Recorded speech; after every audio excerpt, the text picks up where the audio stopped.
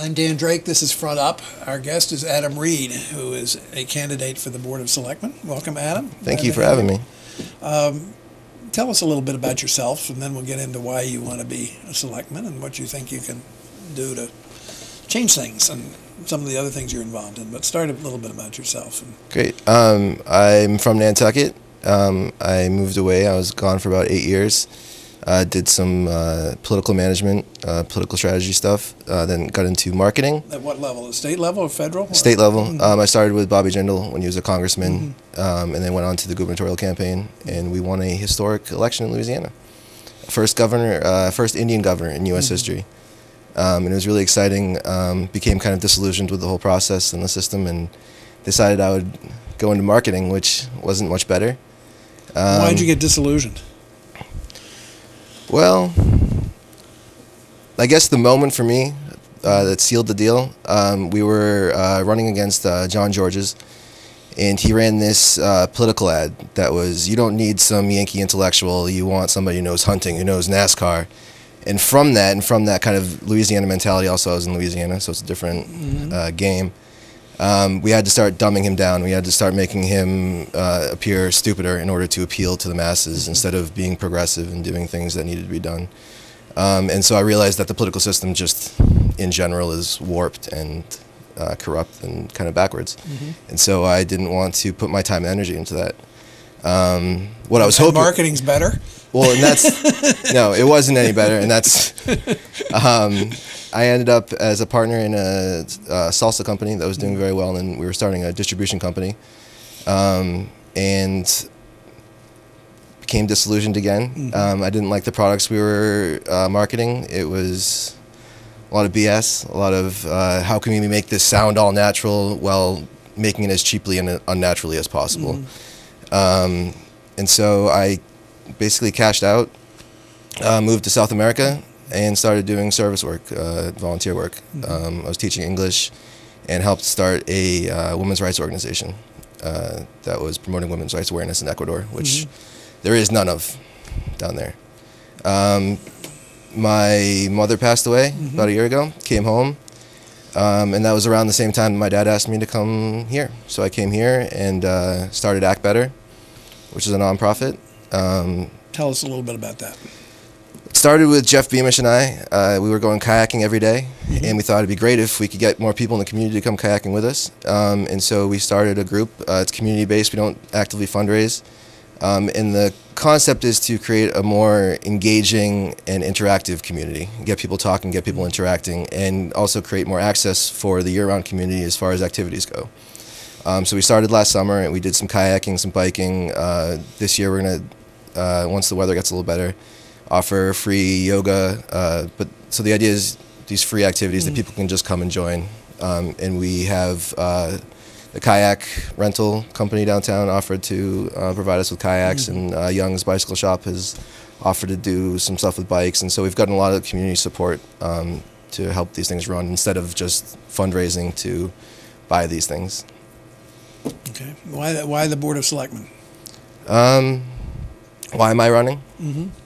I'm running because I would like to set an example of what a politician could be, rather than what a politician needs to be to win. Then hopefully what a leader needs to be for this community to go forward. I guess the biggest thing that drives me is that I've seen the local year-round community suffer or be diminished since I was a kid here, since I started. And I'd like to see a revitalization of the local community through, I think, local business development is the big one. We need to put more focus on supporting our local businesses and helping to create more small local businesses that can then operate year-round and hopefully create a stronger year-round community. That's my ultimate goal, is to create a strong year-round community that can function. Which needs an economic base. Yeah, of course. Are there any particular issues that the Board of Selectmen is dealing with now or should be dealing with that are of interest to you? It's all of interest to me. I don't know, the biggest thing that, for me, that I've been vocal about that's going on in the town right now, it's not a Board of Selectmen decision, but is Article 48 and the raising of the building cap.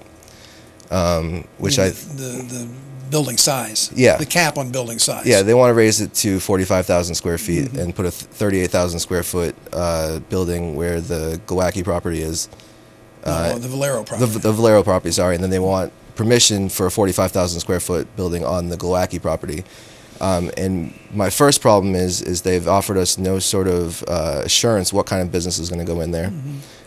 We're hoping that it's going to be a supermarket. We don't know if it's going to be a supermarket. And with talking with Richmond, they're having problems with negotiating with supermarkets because they don't want to come into even a 38,000 square foot. They're pushing for bigger and bigger and bigger. And so my concern is that we're going to give them carte blanche, permission to build these huge buildings on Old South Road, and then there's going to be no restriction onto what goes in there. They haven't offered any sort of formula business restrictions. And I think that would be something that they could do to kind of make our lives a little easier, put our minds a little bit at ease. What about the related issues that go along with it? Not just the fact that it's being developed, but the whole traffic situation and so forth. And that's an issue. That's a problem.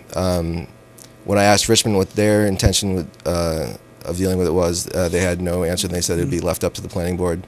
Some sort of turning lanes. They are going to offer some parking and some things there, but I don't think it will help decrease the traffic. What about the Sconset Beach project? What's your position on that? I say no. Why? I'm a bit of an environmentalist. I don't think we should mess with nature any more than we already have. And I think it comes down to an ideological question about who owns that land and who's responsible for that land and who has say to that land. And I think if the community of Nantucket says no, then that's the answer. I think if the community wants to do something there, then we should. What about the issue of access, not access per se, but the issue of providing utilities and access to the houses further up the road, which has a substantial cost attached to it if an alternate route has to be. Do you think it's just something we have to live with if you say no? I think so, yeah. I'm be honest, I don't know the numbers as to what the expense would be. But for me, the environmental concerns outweigh the financial concerns in this particular situation. Fair enough. What else would you like to see? I'd like to see lots of things. The selectmen do. I'd like to see them be more proactive as far as informing people and keeping people informed and keeping people engaged in what's going on in the town. A lot of things I hear is that no one knows what's going on, and the answer is, well, we post the information on the website, but I think it needs to be presented in a way that's both engaging and understandable. A lot of these reports, for me myself, sitting down and reading them, they're confusing and don't make a lot of sense, and I have to spend a lot of time referencing and researching and asking questions and going and meeting with people, and most people in the town don't have time to do that. So to present this information in a clear, more precise way that leads or shows the possible implications and the possible arguments on either side would help keep people better informed and maybe keep them more engaged. When we have a 35% voter turnout, it shows me that people either aren't caring or they don't feel like the politicians are doing anything. But that's not unique to Nantucket. No, that's a big problem. Again, I got out of politics because I didn't like the system. I didn't like the way things worked. So my bigger goal is to fix the system, fix the way we do politics, fix the way government works. And I think that starts on a local level. What would you fix about the system we have now? Well, like I said, the access, the engagement.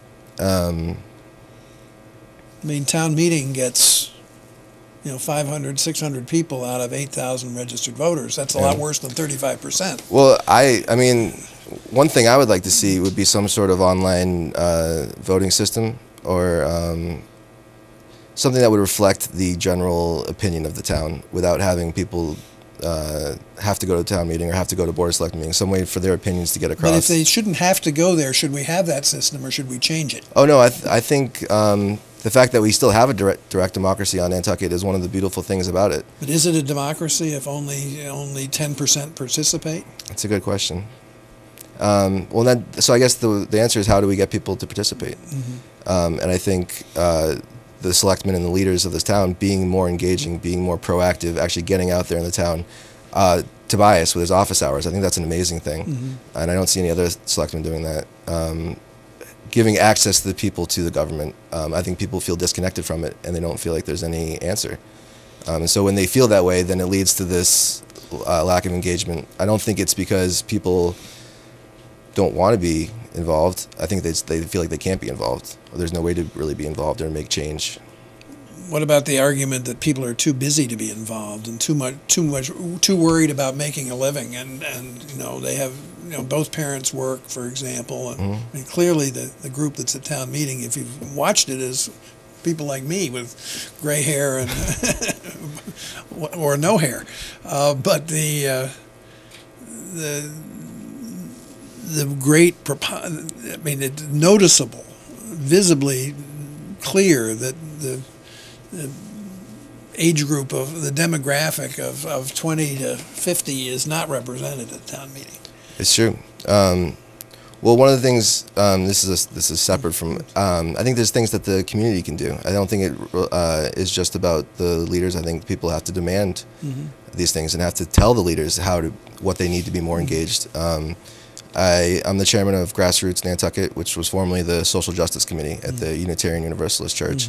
And one of the things we're working on are ways to help people be more engaged in town meeting, offer daycare, offer maybe food there, something to get people there, and make it more of a community event where people actually come because they want to be engaged with their neighbors, not just because they want to go and scream about something or be angry about something, because they actually want to be a part of this town and be a part of what's happening here. And so finding ways to do that and exploring options and doing that. What else? What else? For Nantucket, anything that supports community-supported agriculture. I think that would be great for economic development as well as health. And a lot of things I hear is that the groceries are too expensive, food's too expensive, and so we need another grocery store to compete with them. But then people like Dylan Wallace have amazing ideas for a community co-op, which I think would be huge. And I think any policies that we can support as a town to help those things flourish. The other would be renewable energy. I think for the long-term vision of Nantucket, renewable energy has to be a part of that, and creating a community and an economic system that's resilient and that can withstand shocks to it. And I think local businesses, community-supported agriculture, and energy are those big ones. Taking those basic human necessities, those basic resources, and putting them back into the hands of the town. We used to make all our own food. We used to make all our own energy. We can do it again. We have the capacity, we have the skills, and we have the resources, and there's no reason why we shouldn't be. What about the harbors? They're disgusting, polluted. I don't know what to do about the fertilizer issue. I do think we need to step up enforcement and step up the requirements for getting licensing. How we actually enforce it, I don't know. Enforcement is a general issue. Yeah. Across the board, and I've talked to the other candidates about that, and the views vary on there should be more or there should be, the law's there, but as long as people know it's there and feel bad if they break it, there doesn't really need to be enforcement. Yeah. Well, and I'd like to see us work with landscapers to maybe shift towards more organic fertilizer and more natural things that won't cause those pollution problems. And so there's not just about enforcing the laws, it's about shifting the focus to the ways that... Isn't the issue really with the homeowner and not the landscaper? Because if the landscaper is told that they want by the homeowner that they want a green lawn... I think the homeowner is going to do whatever we allow them to do. And so if we had some sort of... I don't know what we do there, because we don't want to restrict the landscapers so they can't do business. But at the same time, I do think we need more natural alternatives to cut down on this pollution. And it's also what people can buy here. Yeah. And that's part of the issue, too. Yep. So it's not simple, No. Unfortunately. None of it is. Adam Reed, it's great to have you. We wish you well with your Thank you. candidacy, and good luck. Thank you. You want to see my socks? No? No, I don't think so. Thank you, Dan. Socks. Show them up to that. Oh, yeah. You like those? Those are like a vote.